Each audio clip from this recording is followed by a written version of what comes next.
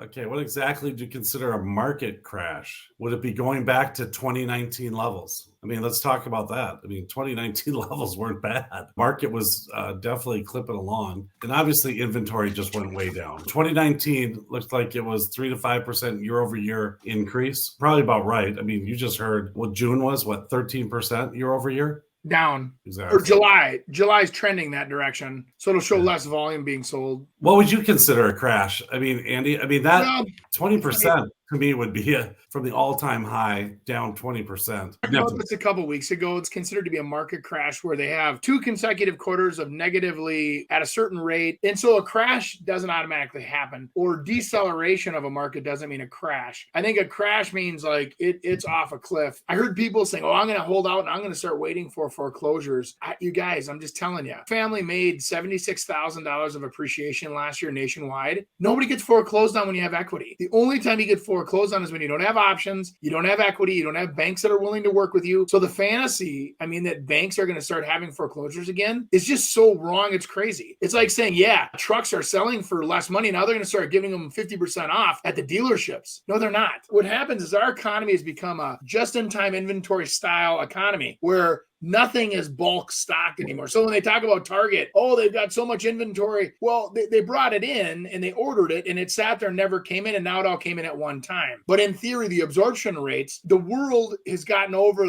we're going to produce 200,000 pickup trucks even if nobody wants to buy them. Yeah. The housing economy is very much right now, and it always is, selling, buying, no matter what the economy looks like, because there's people that need to sell, right? So that's one interesting part about housing is that it's not completely consumer driven based on want, and it's mostly on need. I need to sell. My mom and dad passed away. I can't afford the house. I have to sell it. We're getting divorced. And so there's always going to be those people moving. So when you say crash, things slow down. The other thing is this, guys. With people that own their houses free and clear, 40% of the market can just say we're not going to sell. The other 40% has significant equity. Those people aren't going to sell either because they've got over 50% equity in their houses.